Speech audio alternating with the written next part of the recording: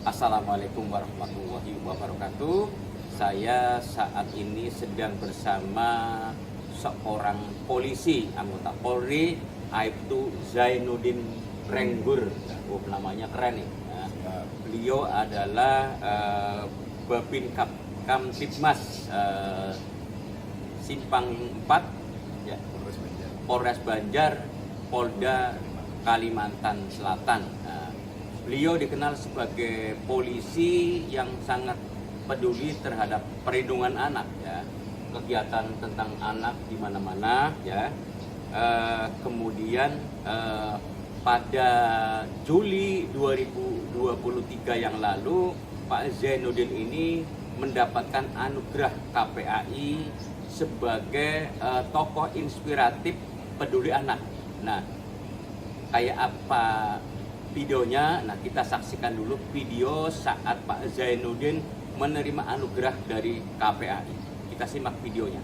Penerima anugerah KPAI 2023 kategori tokoh inspiratif peduli anak adalah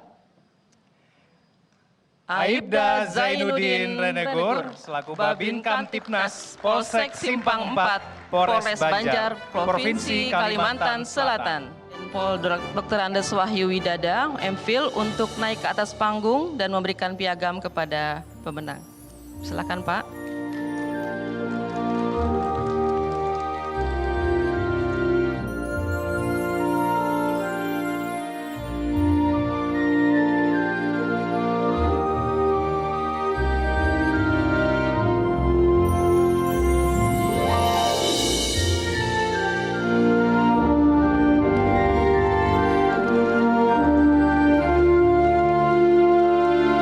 Selanjutnya kita undang untuk Ibu Dewi Respatiningsih dan juga Kevin Egan untuk mengapit penerima penghargaan dan berfoto bersama.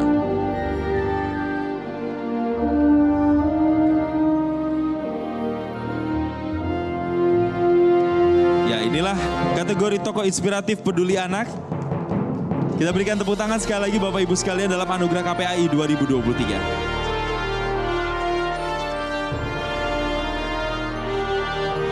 Berikutnya kami persilahkan kepada penerima anugerah untuk memberikan speech-nya di hadapan kita kali ini.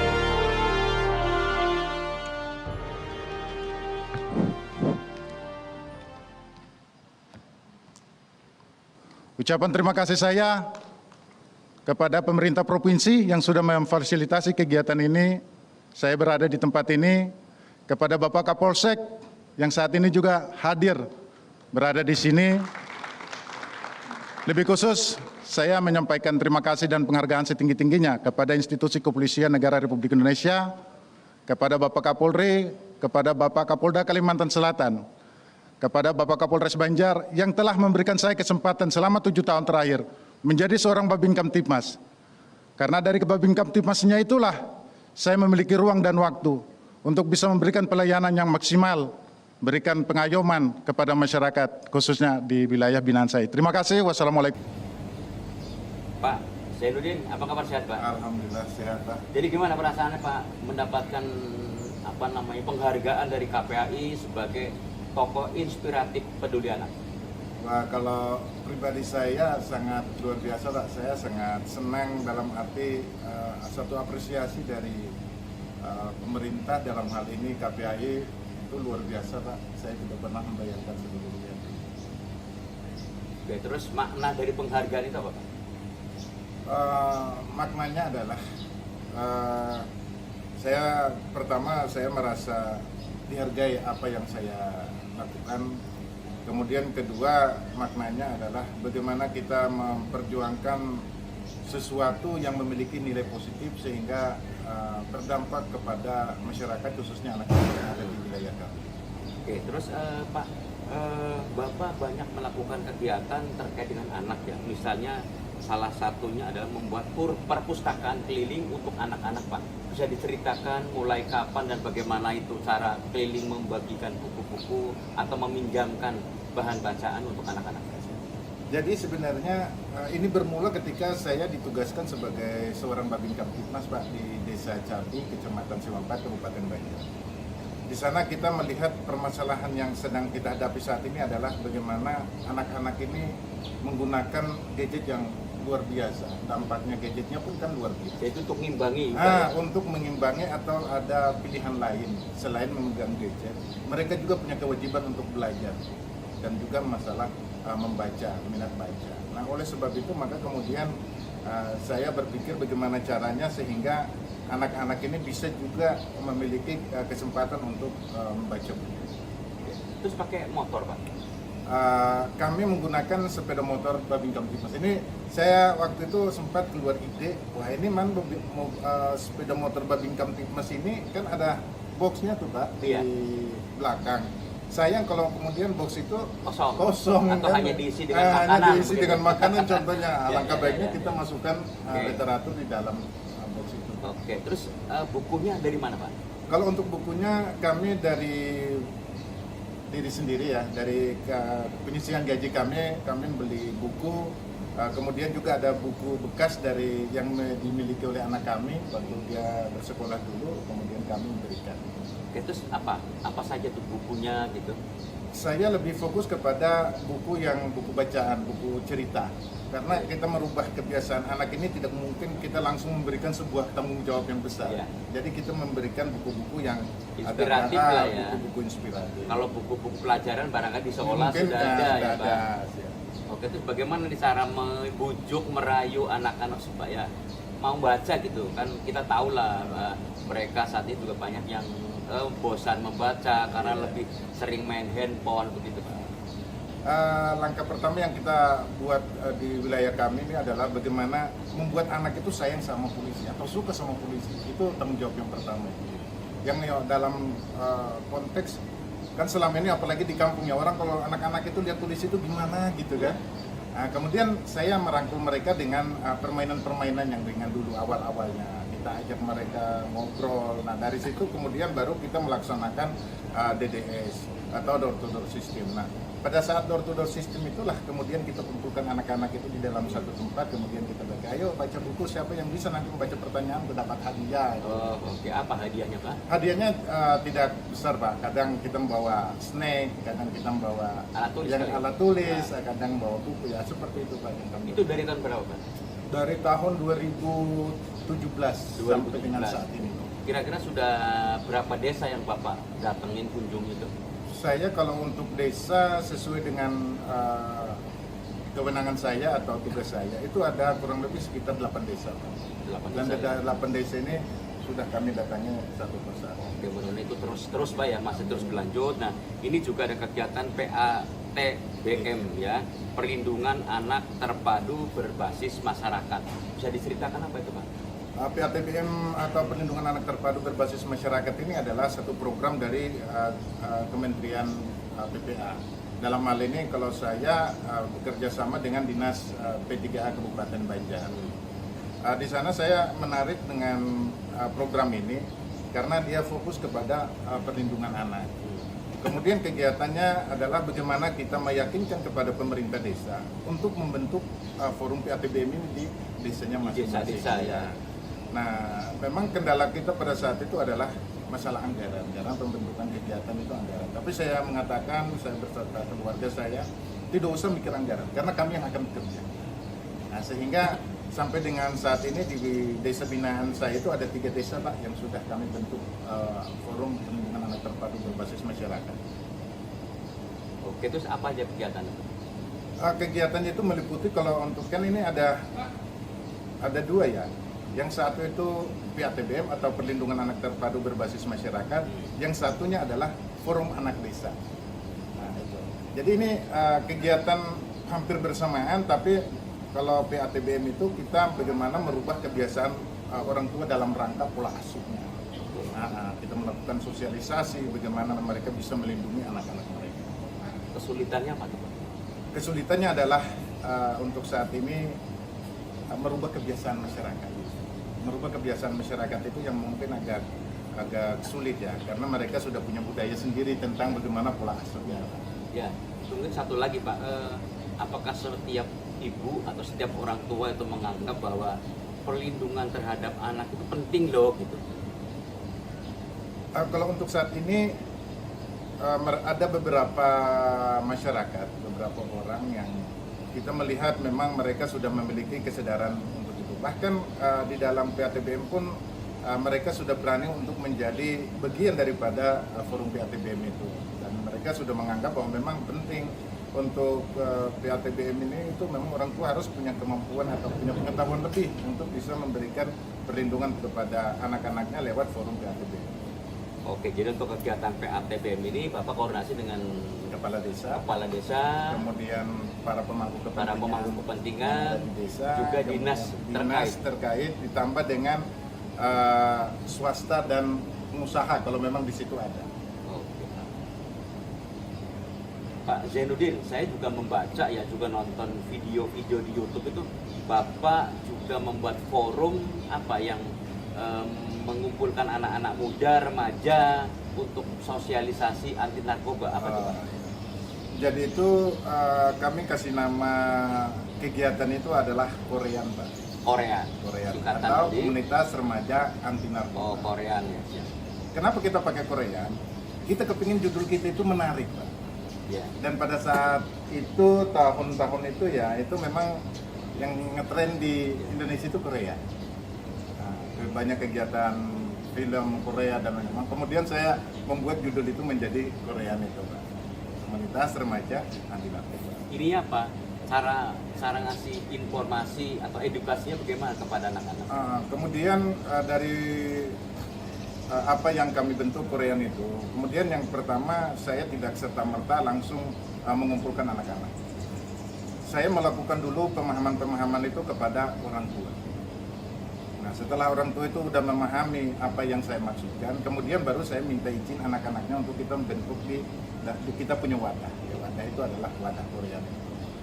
Pada saat mereka kita kumpulkan, alhamdulillah mereka responnya juga bagus, dan kemudian kita bisa menyampaikan informasi-informasi tentang komunitas Korean itu sendiri.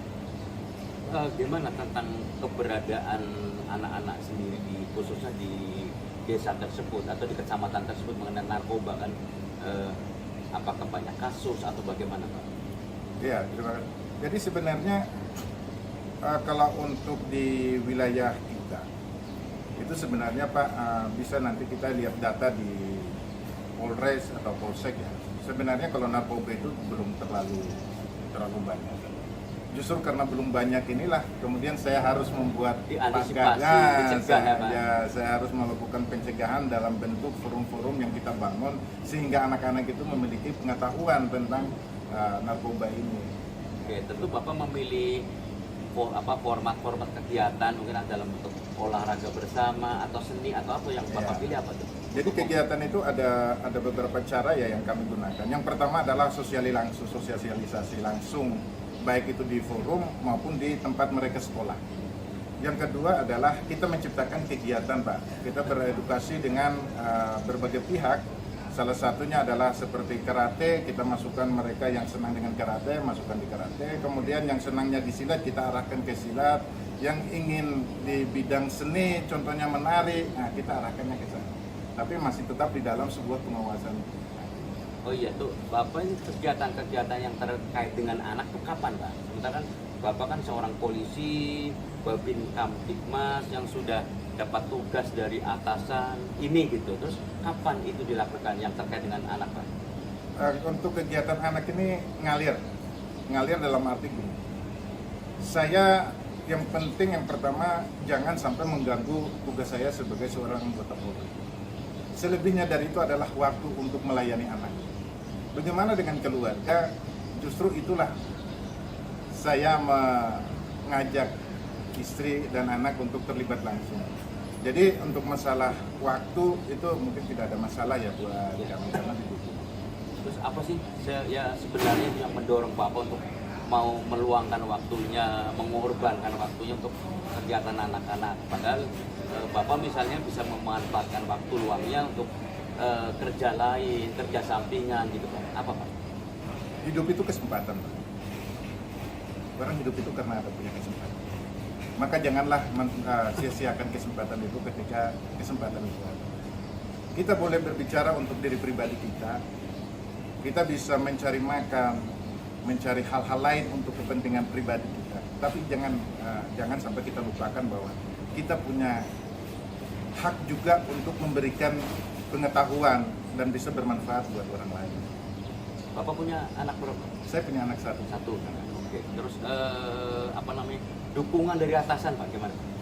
Alhamdulillah dukungan dari atasan sampai dengan saat ini dari sisi pekerjaan tidak ada masalah. Mereka selalu, karena laporan saya pun setiap kegiatan saya selalu saya laporkan. Walaupun itu di luar jam dinas, tapi saya sebagai anggota Polri, maka saya harus tahu batasan-batasan mana yang harus. Dan saya melaporkan sampai ke jenjang, bahkan sampai di Mabes Polri Pak, kegiatan-kegiatan saya itu sampai di Mabes Polri. Oke. Terus Pak, untuk melakukan pembinaan terhadap anak-anak dan juga masyarakat kan tentunya butuh pengetahuan, kemampuan tambahan. Terus Bapak dapatnya dari mana? Apakah baca atau bagaimana? Pertama pengalamannya. Jadi ilmu yang paling bagus itu pengalaman. Kita melihat di media, kita melihat di media cetak dan macam-macam. Kemudian kita melihat orang lain melakukan hal yang sama. Ditambah dengan kita membaca literatur. Kita seperti dinas PPA itu pun saya minta, Pak, tekniknya gimana sih kalau masalah anak ini, karena saya ini agak kurang ngerti nih. Nah, kemudian beliau-beliau yang memberikan pengetahuan-pengetahuan, bahkan saya beberapa kali juga ikut kegiatan dengan PPA Kabupaten Banjar. Nah, disitulah pengetahuan saya untuk bisa memberikan pengalaman atau pengetahuan itu kepada anak-anak yang ada di desa. Oke, satu lagi penerimaan masyarakat dan juga anak-anak terhadap Bapak gimana? Yang pakai polisi gitu gimana? Alhamdulillah luar biasa. Saya saat ini termasuk polisi yang beruntung karena respon masyarakatnya luar biasa. Dan alangkah baiknya Pak, mungkin kapan-kapan kalau nanti ada kesempatan di lain waktu Pak, kita bisa saya ajak ke tempat saya supaya bisa melihat sendiri. Nanti kirain wah ini ngobrol jadi punggongan. Ya. Satu lagi juga apa sih dulu yang membuat atau memotivasi Pak Zainuddin untuk jadi polisi ya Pak? Pengen hebat atau gimana? Yang pasti saya dulu kepingin jadi polisi itu pertama karena latar belakang kehidupan dan ekonomi. Selain daripada polisi itu bagi kita itu gagah ya, hebat gitu. Tapi yang pasti ya saya waktu itu kepingin jadi polisi itu pertama saya kepingin punya pekerjaan. Karena saya harus menghidupkan keluarga itu. Alhamdulillah diterima sebagai anggota Polri dan itu terima kasih. Oke, terus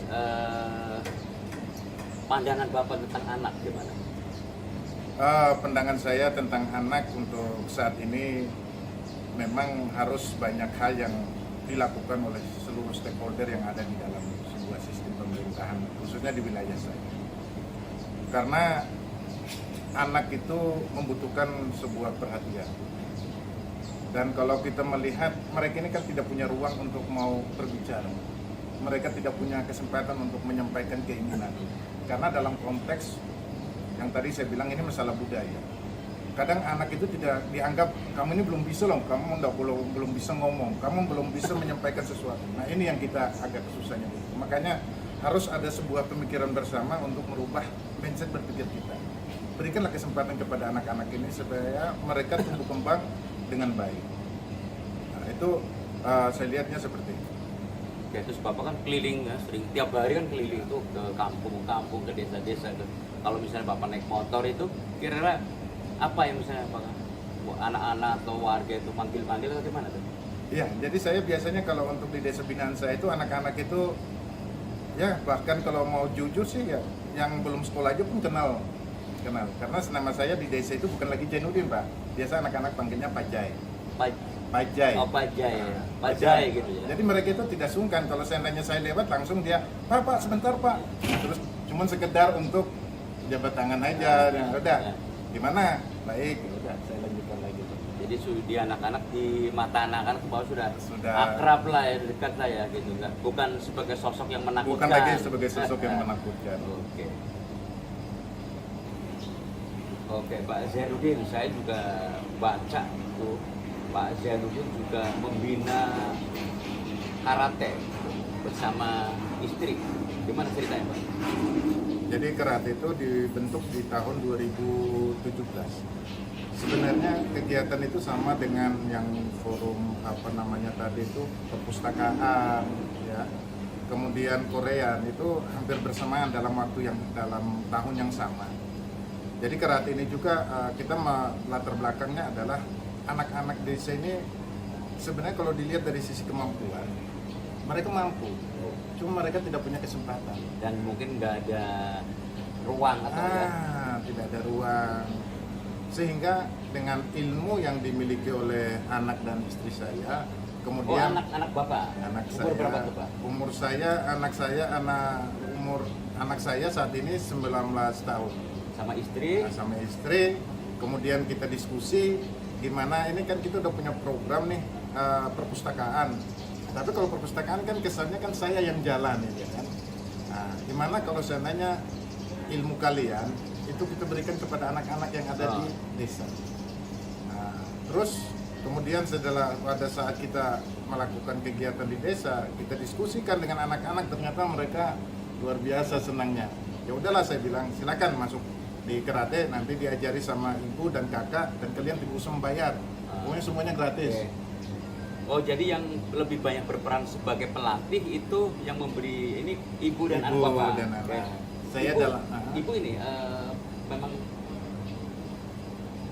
memang ibu sebelum menikah dengan saya sebenarnya dia sudah atlet juga. Atlet karate. Atlet karate juga, bahkan sampai masuk di Praponda. Kemudian habis itu masuk di Kalimantan sini, kemudian dia menambah lagi sabuknya lagi. Jadi sekarang dia sudah dan 3. Oke, itu apa sih targetnya, Pak?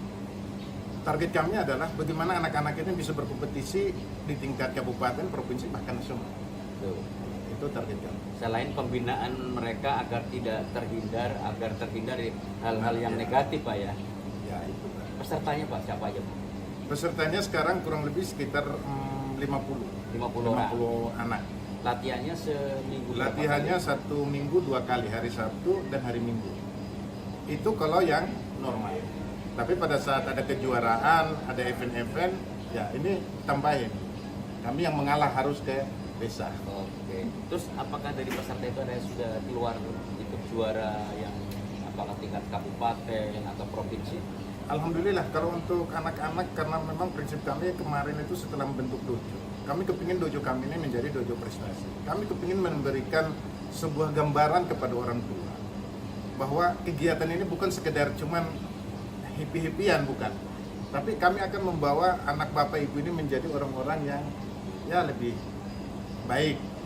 Dan saat ini mulai kalau untuk kejuaraan itu Pak, itu anak-anak kami sudah dapat prestasi di tingkat kabupaten, kemudian provinsi, bahkan ada yang sudah di tingkat nasional. Kalau O2SN tiap tahun kami kirim atlet. Jadi apa, bayar nggak tuh Pak? Gratis. Gratis ya, untuk para peserta ya? Semuanya gratis. Oke, terus dalam kegiatan-kegiatan itu nggak ada yang bayar, nggak pungut biaya, terus dana itu Bapak dari mana? Ya Alhamdulillah, sebenarnya kalau kita kan niatnya adalah kerja ibadah. Kalau niatnya kerja ibadah berarti kan tidak boleh dong kita mengharapkan sesuatu dari masyarakat atau dari anak-anak. Kami menggunakan rezeki yang kami miliki, yang kami punya. Gimana kami mengatur sehingga kami bisa terpenuhi kewajiban kebutuhan kami, tapi anak-anak juga bisa mendapatkan perhatian daripada kami. Jadi itu semua dari gaji kami. Baik, terus apalagi kira-kira yang rencana Bapak ke depan, ini sudah ke depan apa nih yang membuat anak itu tidak bosan tetap bersama Bapak untuk dalam rangka pembinaan, perlindungan dan sebagainya. Saat ini kami sedang di awal tadi Bapak sudah menyampaikan tentang kita mendapatkan apresiasi ya dari KPAI tanggal 20 Juli 2023. Kami saat ini sebenarnya sebelum kami ke sana pun kami sudah memikirkan kepingin membuat sesuatu. Dan setelah pulang dari Jakarta, saat ini kami sedang membuat sebuah inovasi baru Pak, namanya Minggu Ceria Anak. Jadi Minggu Ceria Anak itu bagaimana kita membuat satu hari di desa itu menjadi hari anak. Kami kepinginnya seperti itu. Jadi ada hari anak buat anak-anak yang ada di desa. Nah kegiatan itu banyak hal yang kami kerjakan di sana, mulai dari dia berolahraga bersama dengan anak-anak, kemudian ada pemeriksaan kesehatan, baca buku, sampai dengan pemberian makanan tambahan gratis Pak, bentuk bubur ayam atau kacang hijau buat anak-anak yang ada di desa. Nah ini yang saat ini sedang kami lakukan ke depan. Oke, harapan Bapak terhadap pemerintah dan masyarakat kaitan dengan perlindungan anak.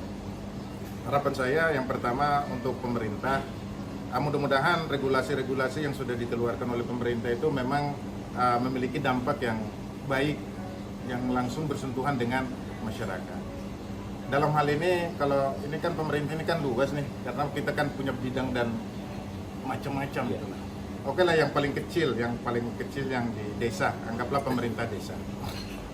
Nah, pemerintah desa kita harapkan ke depan harus mereka membuat program-program yang memang harus lebih mementingkan kepentingan anak.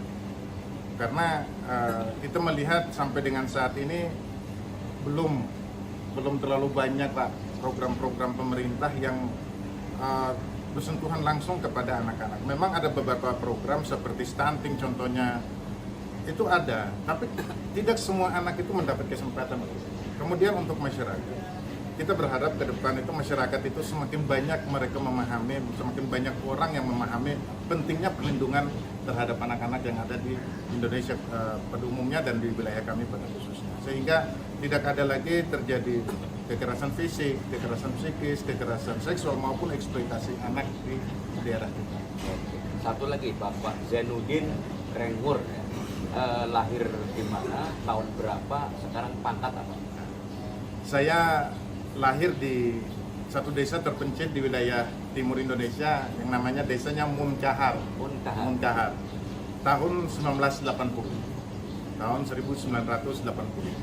Kemudian karir polisi saya ini muternya luar biasa Pak. Jadi saya setelah tamat di Tual, sekolah di sana, kemudian daftar polisinya di Papua, pendidikannya Jawa Timur, penempatan di Kalimantan Selatan, tugasnya sampai di Aceh, sampai dengan saat ini pangkat saya Aibtu. Terus pengen naik sampai pangkat apa nih Pak? Insya Allah kalau seandainya saya diberikan kesempatan, ini kan kalau untuk level bintara kan sudah mentok nih Pak. Jadi ya kalaupun memang ada kesempatan kita untuk belajar, palingan ke jenjangnya. Nggak pengen jadi kombes atau jenderal itu Pak? Sebenarnya hidup itu yang penting bermanfaat. Jadi bagi kami pangkat jabatan itu adalah rezeki, tapi yang paling penting adalah bisa bermanfaat bagi banyak orang. Tapi kemarin sudah di acara KPAI sudah salaman, ketemu dengan foto bersama dengan Jenderal Bintang 3 Pak Kabar Eskrim. Gimana kesana Pak?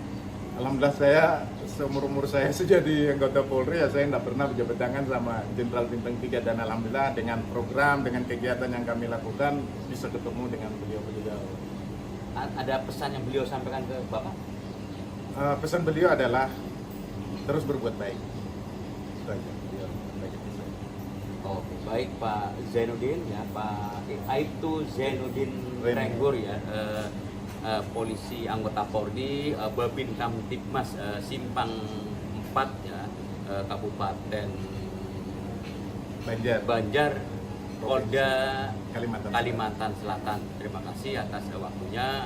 Insya Allah obrolan saya dengan Pak Zainuddin bermanfaat untuk kita semua, bermanfaat untuk anak-anak Indonesia. Terima kasih.